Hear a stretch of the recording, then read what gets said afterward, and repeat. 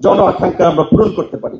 সেই জায়গা থেকে আমি আজকের আলোচনার টপিকসে যে বিচার সংস্কার এবং নির্বাচনের বিষয়ে 11 মাসে আমি আজকে প্রথম আলোতে রিপোর্টটা দেখেছি যে আপনার 4 অগস্ট অভ্যুত্থানের পূর্বে কারাগারে বন্দী ছিল 88,000, আর অভ্যুত্থানের পরে 28শে জুলাই মানে জুলাইয়ের লাস্ট তথ্য অনুযায়ী এখন কারাগারে বন্দী আছে 77,000।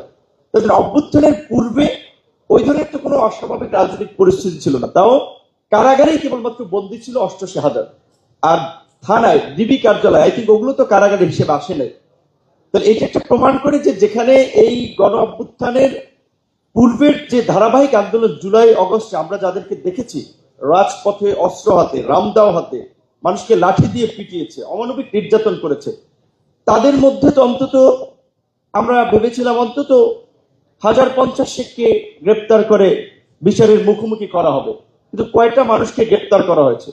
বরঞ্চ এমনও দেখেছি যে গ্রেপ্তার করে অনেককে জামিন দিয়েছে। কারণ যে আওয়ামী লীগ বা মুজিববাদের বিরুদ্ধে আপনারা মুজিববাদ মুর্দাবাদ বলে স্লোগান দিচ্ছেন, আপনাদেরই সমর্থিত সরকার কিংবা আপনাদেরই উপদেষ্টা পরিষদ, কারণ আপনাদের কলিগরা কমরেডরা তো উপদেষ্টা পরিষদে আছে, তারা একটা মুজিববাদ জিন্দাবাদ মানে জিন্দা মুজিববাদ রাজনীতিকে আবার নতুন করে চালু করতে চাচ্ছে।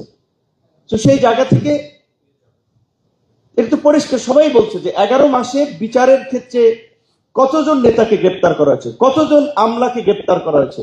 শুধুমাত্র কি রাজনৈতিক কর্মীরাই এই ফ্যাসিবাদের সাথে জড়িত ছিল কিংবা আমাদের উপর নিপীড়ন চালিয়েছে? এখানে সাংবাদিকদের একটা অংশ ছিল না, ব্যবসায়ীদের একটা অংশ ছিল না?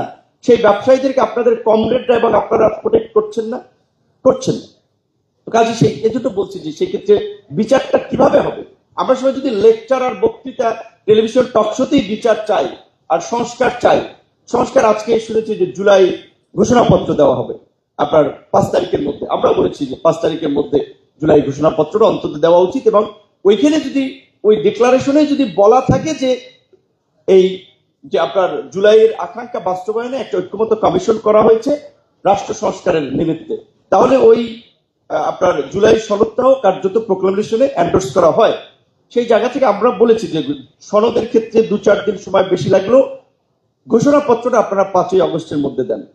কিন্তু ফাইনালি এই ঘোষণাপত্র আমি জানি আপনাদের কাছে এসেছে কিনা, আপনাদের কাছে আসার কথা, কারণ আপনাদের সব চ্যানেলেই লোক আছে, কিন্তু 3টা পার্টি ব্যতীত বিএনপি, এনসিপি এবং জামাত কোনো পার্টিকে যা ফাইনাল কপিটা পর্যন্ত দেওয়া হয়নি। এইটা নিয়ে কেন লুকোচুরি করা হবে ভাই?